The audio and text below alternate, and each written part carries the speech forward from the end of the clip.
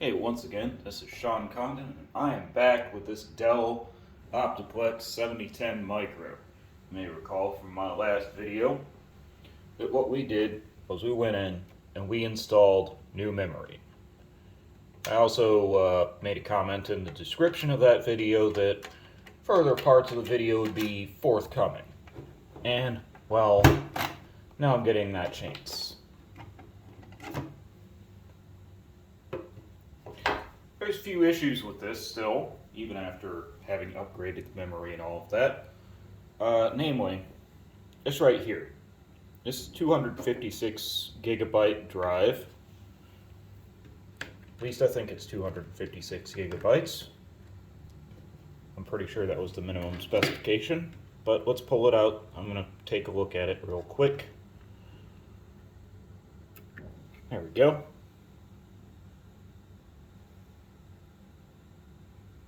And yeah, it does in fact say 256 gigabytes and barely readable print right there. Probably can't even see it on the video. Now, the problem with Dell's configurator to build a new machine through their configurator is the simple fact that their configurator does not support 2280 SSDs. So you're stuck with up to 1 terabyte, extortionate prices, and if you want a 2280, you're going to have to pay even more extortionate prices after getting the PC that you don't want. So, what we've got right here is a very simple Samsung 980 Pro PCIe 4.0 2 terabyte NVMe SSD.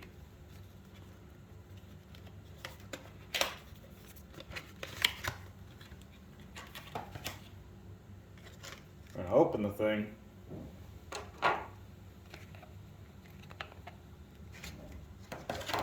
Pull out the SSD like you would. And we're just going to insert, well, actually no, we can't do that right now because the screw is in the way. We need to actually move this screw right here to this position right here. And I'm pretty sure it can't be seen on the video due to video resolution and whatnot. However, it says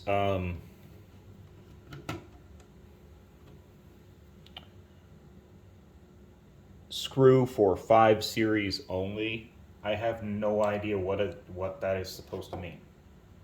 What is a 5 series? Anyways, we're going to put this in place. I'm going to push it down. And if I can get the screw properly aligned with the bit right here, and if I can get it properly aligned with the hole,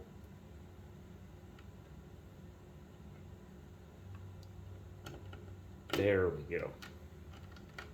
It's kind of weird because the little nut that you're supposed to put this little screw into is itself a screw, just like this right here.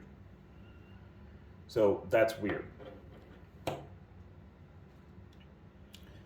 Another thing their configurator does not allow you to do, if you look right here, you'll notice this right here is actually a SATA port. Their configurator, however, does not allow you to put in a SATA drive of any sort. You can't get a SATA drive through the factory, and in fact, I'm pretty sure you can't get it through the Dell store for after you make the purchase. Sorry, my brain's a little bit operating slower than my mouth. So, the reason for that is actually because you cannot get a little bracket for the SSD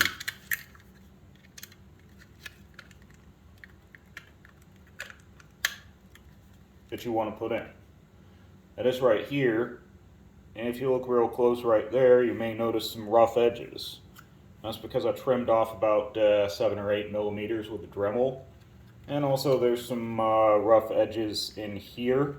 I had to kind of ease that off with a Dremel also. What we're going to do is we are going to very carefully set this thing right in here. If I can just, there we go.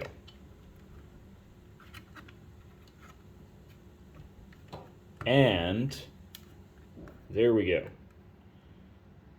So we now have a 4 terabyte SATA SSD, as well as a 2 terabyte NVMe SSD. This means we've got effectively, let me see. Well, the SSD it came with was 256 gigabytes. The 1 terabyte would be 4 times the amount. So 4 times 6, 24 times the amount of drive space. And considering that the maximum that they allowed you to configure it with these kind of SSDs is 1 terabyte, 6 times their maximum that they would allow you to configure it with. The last thing I want to do is install this right here. This is actually a serial port, however, it's installed much the same way as, say, a USB 2.0, or not a USB 2.0, a USB-C or a VGA port. It's installed in very much the same way. And the way these things come is they come with a little break-off port right here. You can see a similar one, a little break-off port right here. You can see a similar one right here that's not broken off. So this is what it looks like when it's not broken off. This is what it looks like when it is. Well, obviously this one's got screw holes and this one's got little clip holes, but you get the point. So what you have to do is just bust out that little piece of metal right there and just kind of toss it aside. Now, for this port, as well as probably the VGA port and then maybe the USB port, not entirely sure, what you got to do is you got to remove these screws right here.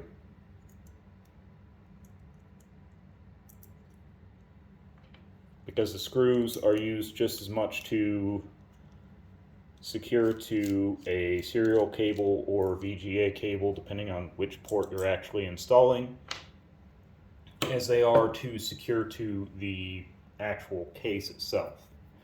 Now, in the case of this one, well, actually in the case of any of them, you just slot this connector right here into whatever connector it will work with. So for the serial port, you'd slot it into this connector right here. Make sure it's good and firm. For the other type connectors, you would have, if you're connecting a VGA connector, it would probably be this one. If you're connecting USB Type-C, it would be this one. I am not certain what this one does, and there's another mystery connector over here, which I'm not going to bother pulling out the fan assembly for that. Whole bunch of mystery connectors on this thing. So you take this, and I know you can't see it, but putting in one screw on the back, just like that, while holding the thing together. So we got one screw right there, and all we got left is to put in the other screw, just kind of like that. Take a screwdriver, tighten them down so that, you know, connecting an actual cable doesn't cause any problems. Now, the hard part is actually in getting the case back on top, the little cover. The way this thing is, it actually does interfere with the case. So what we're going to do is we're going to put the case cover back on. And it looks like the way we had it pushed down caused it to not interfere with the case, so unfortunately I'm not going to be getting any footage of that. But essentially, if there is any interference with the case, if it's not seating pretty flush back here, you may have to either trim the front of the blue bracket that's in there, or you may have to just simply seat the blue bracket a little bit more firmly. Actually, now that I think about it, I do need to give you guys the model number for that blue bracket. And the model number is, let's see, Dell part number 0JMPYN. And obviously, like I said, this part number is going to require a little bit of modification to make it work in this case. So, if you have a Dremel, or know somebody else who does, that's basically what you need. And once again, it just slid right on. I'm having better luck with this thing than ever. Alright, so, now what we have is we have taken this particular computer, which started off with 8 gigabytes of RAM and a paltry 256 gigabyte SSD, and we have upgraded it to 64 gigabytes of RAM. I don't have a box for the memory that I got, but equivalent of that right there, to 64 gigabytes of RAM, a 2 terabyte SSD, and a 4 terabyte SATA SSD on top of that. Now, the only question remaining is the computer going to complain about all of this? Well, I don't think so. But let's check it out. There, white LED. Blink from the drive. White LED shuts off. It looks like it's good to go. We've got this thing fully loaded. It's got, like I said, 2 terabyte NVMe. That's this right here. 4 terabyte SATA. That's this right here. And 64 gigabytes of DDR4, which I do not have a box for, but that's basically kind of this right here. Except it's provided by Arch Memory. The one thing I didn't do on this one is reinstall the little speaker on the front, because I think that's kind of worthless, honestly. But that's pretty much the end for this configuration right here. I will most likely have to reinstall this 256 gigabyte SSD right here, just in order to get Windows activated for this particular platform. However, after that, I can pretty much erase this SSD, put in the new SSD, and throw Windows on top of whatever else I've got. Or I can just get rid of this SSD and install Linux on the thing, which is what I intended to do from the start. Choice is up to me. Have a good one.